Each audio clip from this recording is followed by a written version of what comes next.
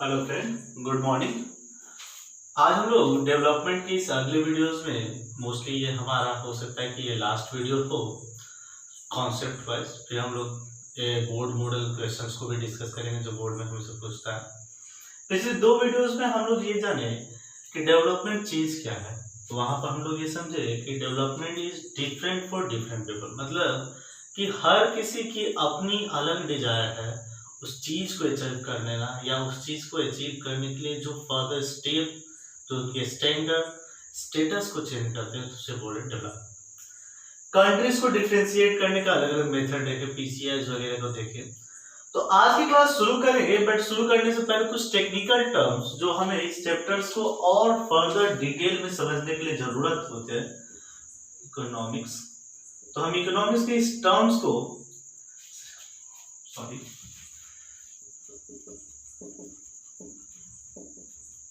उस टर्म्स को आज समझे जो हमारे इस चैप्टर को डिफाइन करने के लिए या आगे के डिस्कशन में हेल्पफुल होने वाला। तो उस टर्म्स में है हमारा एक टर्म पीसीआई, जिसे हम जानते हैं पर कैपिटा इनकम।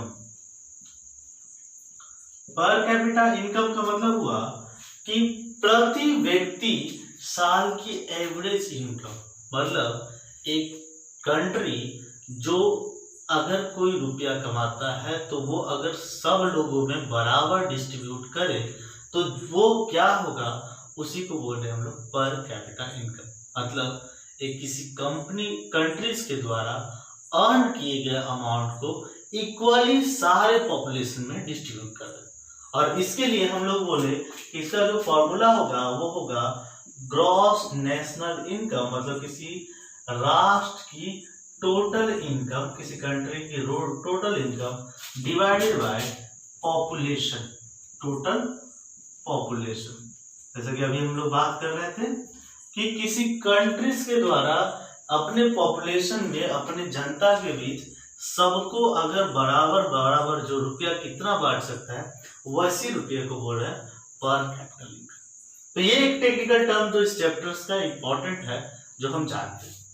अगली इंपॉर्टेंट टर्म है अपना IMR, इन्फेंट मोर्टालिटी रेट। अब इन्फेंट मोर्टालिटी रेट क्या होता है तो समझा जाए। इन्फेंट मोर्टालिटी रेट कहा जाता है कि किसी कंट्रीज के अंदर एक पूरे ईयर में ये काउंट किया जाता है कितने न्यू बॉर्न चाइल्ड डेथ हुए पर 100, मतलब 100 में कितने नंबर के चाइल्ड, कितने संख्या में चाइल्ड जो हैं वो जन्म लेने के एक साल के अंदर डेथ हुए, मतलब। तो ये एक इंपॉर्टेंट टर्म है जो किसी भी कंट्रीज के हेल्थ के स्टैंडर्ड को डिस्कस करने के लिए दिया जाता है। इसमें हम लोग ये बात करें तो ये बताया जाता है number of newborn child death in a complete year out of every 100 birth. समझा ना? प्रति 100 बर्थ में कितने चाइल्ड एक साल के अंदर मर रहे हैं उसे बोला जाता है IMR या इन्फेंट मोर्टेलिटी रेट। ये दूसरा टेक्निकल टर्म जो हमें माइंड में रखना। अगला है LR, लिटरेसी रेट।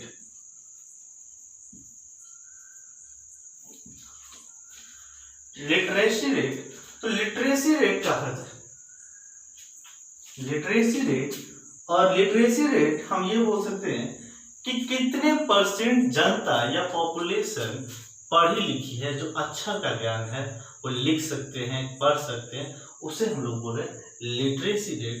और ये एक स्केल है जिस स्केल पर हम लोग किसी भी टर्म्स को कंपेयर करें। एक और स्केल है जिसे बोलते हैं NAR, नेट अटेंडेंस रेशियो। अब नेट अटेंडेंस रेशियो क्या है? तो किसी कंट्रीज या किसी फिक्स स्ट्रक्चर के अंदर कितने परसेंट ये ऐसे लोग हैं जो क्लास 8 के बाद अपनी पढ़ाई को कंटिन्यू करते हैं। या फिर बोल सकते हैं कितने प्रतिशत वैसे लोग जो अप टू 15 ईयर्स या 14 टू 15 ईयर्स तक अपनी एकेडमिक और एजुकेशन को कंटिन्यू रखते हैं, उसे बोला जा रहा है नेट अटेंडेंस रेशियो। ये हमारे टेक्निकल टर्म्स है जो इस चैप्टर के लिए इंपॉर्टेंट है और हमें जानना है। एक है पीसीआई पर कैपिटा इनकम, एक है infant mortality rate, number of newborn children और लिटरेसी रेट और एनीमिया। अब हम लोग देखेंगे कि इन सब के बेसिस पर हम किस तरह से इकोनॉमी को या किस तरह से किसी टर्म्स के डेवलपमेंट को समझें।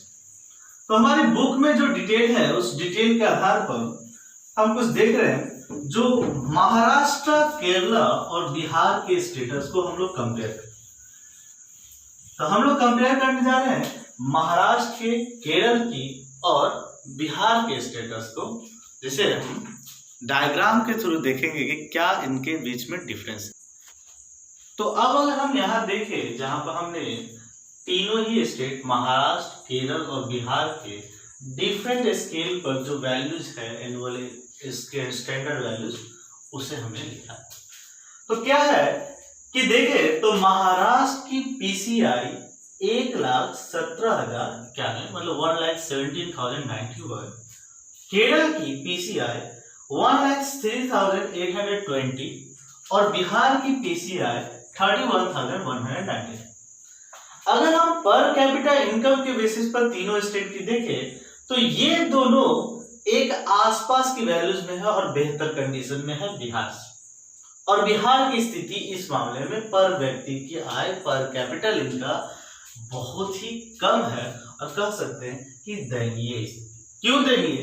क्योंकि शायद इनके कंपेयर में 1/3 के बराबर है और 1/3 से भी कम। तो हम यहाँ के स्टैंडर्ड को ये चीज कर सकते हैं कि जिनकी इनकम भी 1/3 है तो कहीं ना कहीं केरल और महाराष्ट्र के हिसाब से इनका स्टैंडर्ड डाउन।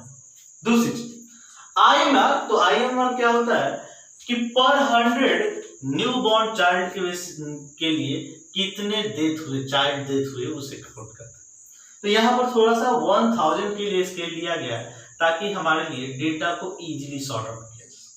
ठीक है, क्योंकि अदरवाइज 100 लेते थे, ये 2.4 आती, 1.2 आती, 4.2 आता, तो थोड़ा इसे सिग्निफिकेंट बनाने के लिए पर 1000 पे डिटेल्स को लिया गया। तो देखें पर 1000 में आईएमआर को जो दिया गया, महाराष्ट्र में 24 ऐसे चाइल्ड हैं जो पर 1000 न्यू बॉर्न में से डेथ करते हैं विद इन 1 ईयर। दूसरी चीज केरल में इनकी संख्या केवल 12 है, मतलब केवल 12 out of 1000 new born death होते हैं। लेकिन बिहार में बात करें तो it's 42, that means there are 42 new born infant death in 1 year out of 1000। That means कि अगर हम आईएमआर को कंपेयर करें तो सबसे खराब स्थिति बिहार की। ये नंबर ज्यादा दिखाता है कि इनकी हेल्थ स्थिति, हेल्थ कंडीशन सबसे खराब है, क्योंकि इन सब की तुलना में लगभग डबल डेथ रेट है। दूसरी लिटरेसी, पढ़े लिखे लोगों की संख्या, पढ़े लिखे साक्षर अक्षर की पहचान करने वाले समझ बुझ वाले लोगों की परसेंटेज, तो वो जो है महाराष्ट्र में रिकॉर्डेड 82%, केरल 92%, बहुत ही बेहतर, और बिहार में फिर से इस बार मायूसी जो बोल सकते हैं 64%। मतलब इन सब में बात किया जाए तो सबसे खराब स्थिति बिहार है। ठीक है, अगर हम एनएआर की बात करें, एनएआर जो अभी अभी डिस्कस किए, नेट अटेंडेंस रेशियो, मतलब क्लास 8 के बाद, क्लास 8 के बाद कितने प्रतिशत लोग कंटिन्यू करते हैं एजुकेशन को, तो उसमें भी महाराष्ट्र और केरल बिहार से बहुत आगे। मतलब अगर सब तरह से बात किया जाए तो बिहार की हालत पूरी तरह से खराब है और हम बोल सकते हैं कि ये तीनों ही स्टेट में जो सबसे खराब या सबसे नॉट वेल कंडीशन में है, तो वो कंडीशन में कौन है? बिहार। क्योंकि हर स्केल पर बिहार इन सब के सामने टक्कर ही नहीं दे रहा, पीछे नहीं हो रहा, टक्कर ही नहीं दे रहा है, क्योंकि आसपास भी नहीं है। अब हम कंपेयर करें ये दो स्टेट को, जो हमारे कंपैरिजन का मेन स्कोप है इस चैप्टर के लिए। तो इन दोनों में देख रहे हैं कि पैसों के मामले में महाराष्ट्र थोड़ा बेहतर, लेकिन अगर IMR की बात करें तो केरल बहुत बेहतर, क्योंकि इसकी हाफ काउंट केरल के पास है। लिटरेसी केरल फिर से बेहतर, NAR केरल फिर से बेहतर। मतलब केवल अगर PCR के पैमाने को बोलना होता तो हम बोल सकते हैं कि महाराष्ट्र बहुत ही अच्छा स्टेट है, लेकिन अगर बाकी और स्केल को कंपेयर करें तो PCI ठीक है कि ₹10 किसी के पास कम है इनके जनता में, लेकिन हर फैसिलिटी में ये ओवरऑल महाराष्ट्र पर हावी है। तो हम कह सकते हैं तीनों ही स्टेट में अगर लिविंग स्टैंडर्ड की बात किया जाए तो केरल सबसे बेहतर, मतलब केरल की स्टैंडर्ड सबसे अच्छा, उसके बाद हम बोल सकते हैं महाराष्ट्र, और सबसे खराब कंडीशन जो है वो अपने बिहार। ये इसलिए क्योंकि हर स्केल पर हमने चेक किया और हर स्केल पर ये चीज हमें मिला। अब देखिए कि आखिर वो कौन सी चीज है जिसके बेसिस पर केरल में ये फैसिलिटी बेहतर मिला या केरल इन सब स्टेट में ज्यादा हो। तो की पॉइंट्स देख ले कि केरल में आखिर वो फैक्टर्स क्या है, वो कंडीशन क्या है जिसके बेसिस पर वो सब स्टेट को पछाड़ता हुआ, इतना छोटा होने के बावजूद, PCI मुंबई से कम होने के बावजूद, महाराष्ट्र से कम होने के बावजूद वो आगे था। तो अब इसके कारण को देखना है। अब केरल के कारण को देखेंगे तो पहले कारण है हॉस्पिटल। तो कहता है कि केरल में हॉस्पिटल्स की जो संख्या है वो अन्य राज्यों के मुकाबले बहुत ही ज्यादा है, और इस बहुत ज्यादा हॉस्पिटल की संख्या होने के कारण वहां पर जो हमने IMR बोला, इन्फेंट मॉर्टेलिटी रेट, तो उसको कंट्रोल करना या हेल्थ की रेगुलर फैसिलिटीज अवेलेबल करना आम जनता तक ये आसान। अगली चीज जो बात करें वो है स्कूल एंड कॉलेज।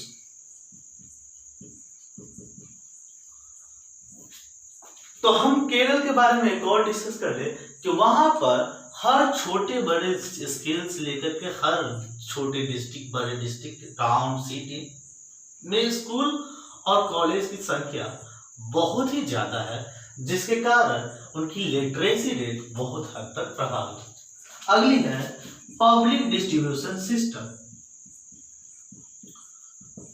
और पब्लिक डिस्ट्रीब्यूशन सिस्टम का मतलब है कि वहां पर जो हमने PCI कैलकुलेट किया था, तो PCI में जो वैल्यूज आती है हमने डिस्कस किया तो वो एवरेज है, बट पब्लिक डिस्ट्रीब्यूशन सिस्टम का मतलब है कि हमने जो लास्ट वीडियोस में बात किया था कि एवरेज अगर दो स्टेट की बराबर भी है और डिस्ट्रीब्यूशन सही तरीके से नहीं है, मेजॉरिटी पार्ट्स बहुत बड़े पूंजीपति हैं, बहुत बड़ा मनी उनके पास है और बाकी लोग गरीबी रेखा में, तो वो स्टेट का डेवलपमेंट ज्यादा नहीं होगा।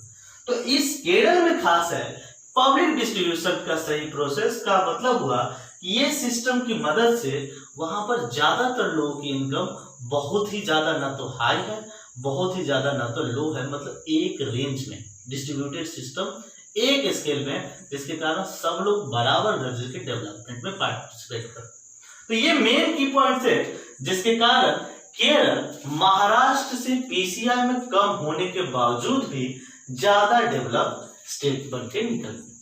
अब जो अगला टॉपिक है हमारा वो है बॉडी मास इंडेक्स, जो कभी कभी CBSE 3-4 सालों में एक बार सवाल पूछ देता है। पूछने के चांसेस बहुत ही कम है इसमें, बट आपके सिलेबस में है जिसे हम लोग डिस्कस करें। Body mass index. अब बॉडी मास इंडेक्स या BMI क्या है? तो BMI एक स्केल है जो आदमी को ये बताता है कि वो अंडरवेट है, नॉर्मल है या ओवरवेट है या ओबेस। तो हम देखें कि ये BMI क्या है तो समझा। BMI एक कैलकुलेटिव फॉर्मूला है कि BMI आपको हाइट बटा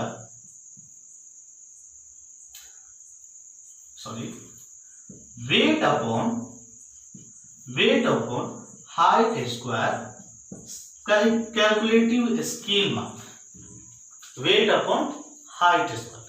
अब समझो कि अगर आपकी हाइट मान लो कि आपने हाइट देखा तो आपकी हाइट निकल के आई 1.5 मीटर। पहले ध्यान रखें, यहाँ पर हाइट को मीटर में ही लेना है।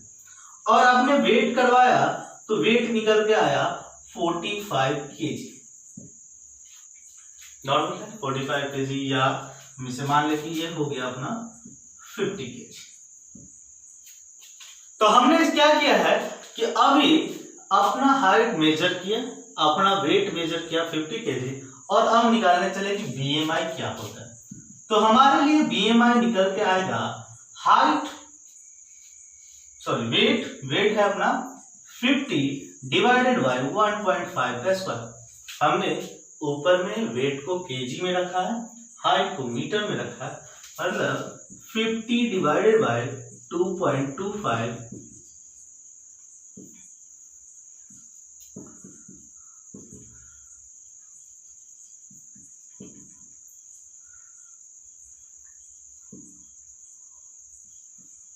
तो ये नंबर आया 22.22। मतलब ये नंबर क्या इंडिकेट करता है, अब इसे देखिए। बीएमआई ने स्केल रेंज फिक्स कर रखा। स्केल रेंज क्या है कि अगर आपको बीएमआई कैलकुलेट करने पर 18.5 से कम आ रहा है, ठीक है, बीएमआई आपका 18.5 से कम आया तो आपको बोला जाता है कि आप अंडर वेट हो और अपनी वेट को बढ़ाने के लिए दिमाग लगाओ।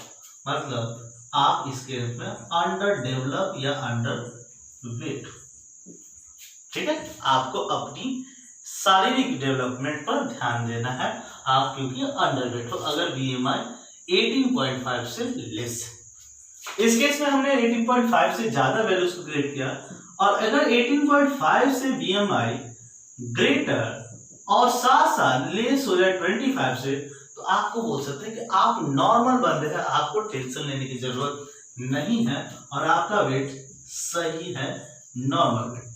तो आप में से जो भी अगर इस हाइट पर इसके वजन के वेट के आसपास हो, मतलब आपकी बीएमआई 22.22 और आप नॉर्मल हो, आपको कोई चिंता करने की जरूरत नहीं है कि आप मोटे हो रहे हो पतले हो, जो भी है वो आप फिट हो किसी भी तरह के सर्विस। लेकिन अगर बीएमआई 25 से ज्यादा है तो ये है आपका ओवरवेट। मतलब आप इस केस में अपने आप पर ध्यान दो, मॉर्निंग वॉक, साग सब्जियां और खान पान पर बेहद ध्यान, क्योंकि आपका वेट एक एक्सपेक्टेड वेट से ज्यादा हो रहा है और आप ओवरवेट।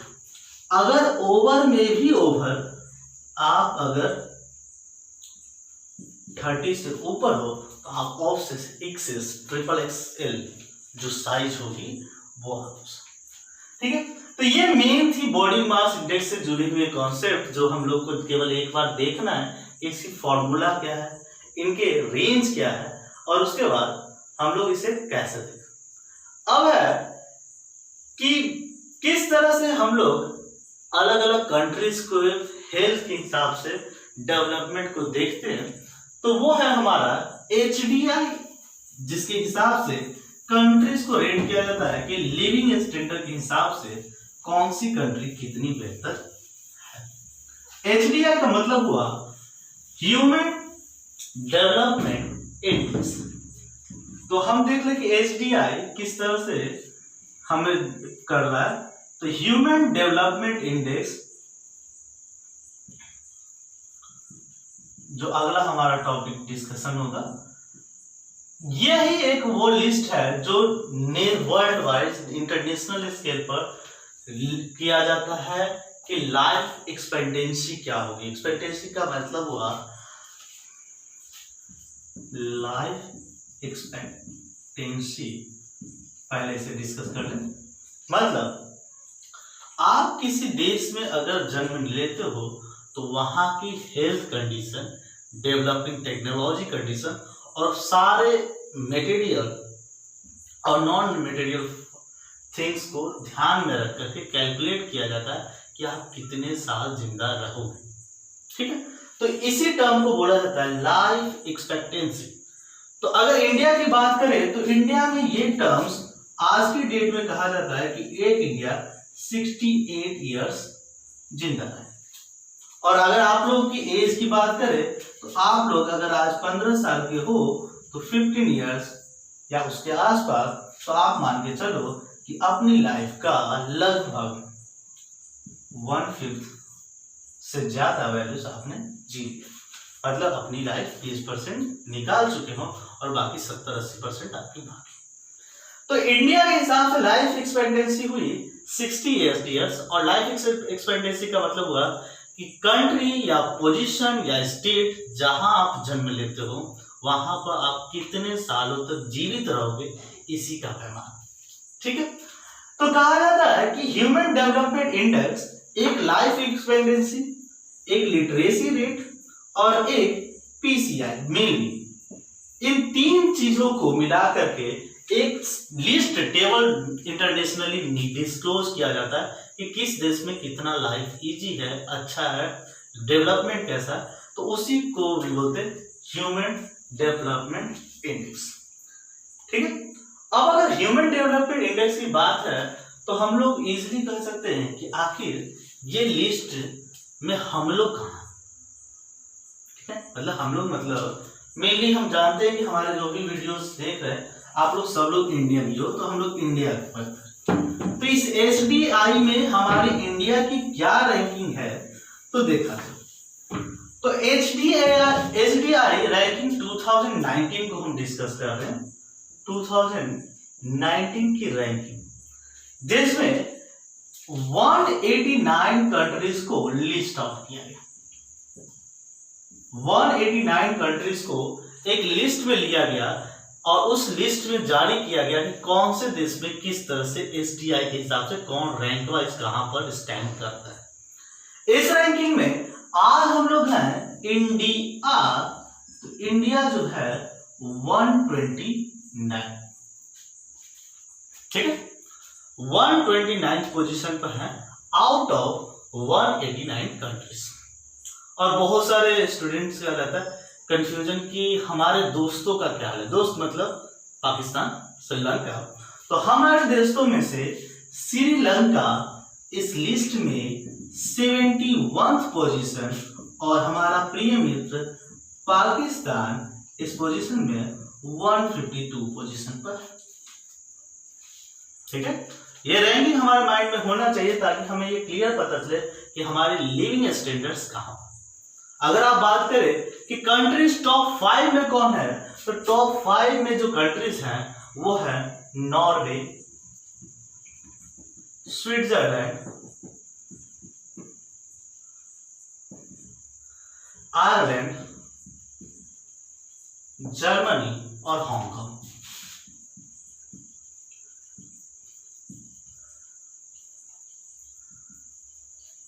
ये सारी मेन कंट्रीज है जो रैंक 1, 2, 3, 4, 5 एचडीआई के हिसाब से आते हैं। मतलब हमारा जहां पर कंट्रीज जो बोल सकते हैं कि आज के डेट में जहां पर लाइफ सबसे बेस्ट एक्सपेक्ट की जा सकती है वो कंट्रीज हुई नॉर्वे, स्विट्जरलैंड, आयरलैंड, जर्मनी और हांगकांग। और इसीलिए ये किसी भी इंटरनेशनल टूरिस्ट की लिस्ट में सबसे ऊपर होता है। ठीक है, अब हम लोग इस चैप्टर के सबसे लास्ट पार्ट जिसको बोलते हैं सस्टेनेबल डेवलपमेंट, उस पर डिस्कस कर लें।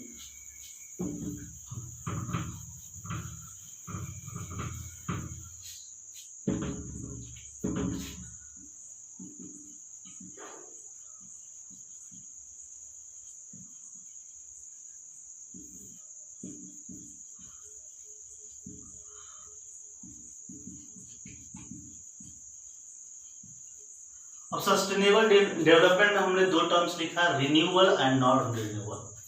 तो कहा था सस्टेनेबल डेवलपमेंट का मतलब है कि अपने आप को बचा के रखने वाला डेवलपमेंट। 2 तरह की कैटेगरीज में उसे स्टडी किया जाता है। रिन्यूएबल जो सोर्स खत्म न हो इनफाइनाइट में या रिसाइकल हो, और नॉन रिन्यूएबल मतलब आप लोग उसे ओटीपी की तरह वन टाइम पासवर्ड की तरह यूज करके खत्म कर रहे हो और नेक्स्ट जनरेशन को देखने का मौका दें। तो डेवलपमेंट का होता है हमेशा कि माइंडसेट कि आप रिन्यूएबल डेवलपमेंट की तरह काम करें ताकि हमारी आने वाली पीढ़ी भी इसका फायदा उठा सके। मेन रूप से इस डेवलपमेंट के कंप्लीट चैप्टर में हमारे जो भी पॉइंट्स हैं हमने डिस्कस कर लिए। अगले वीडियोस में हम लोग इंपॉर्टेंट कुछ बोर्ड वाले क्वेश्चंस को डिस्कस करेंगे जो हमेशा पूछे जाते हैं, फैकल्टी के होते हैं। अभी भी आपके पास अगर कोई डाउट हो तो आप इस वीडियोस के कमेंट सेक्शन में हमसे पूछें, ताकि हम लोग अगले वीडियो में इंक्लूड कर सके या कमेंट में जवाब दे सकें। आगे की वीडियोस आपके क्लास 10th के बहुत सारे सब्जेक्ट्स के भी वीडियो हमारे पास होंगे, तो आप हमारे चैनल को सब्सक्राइब करें, ताकि आपको हर वीडियोस की नोटिफिकेशन आपके पास मिलते जाए और आप उन सब का फायदा उठा सकें। Thank you.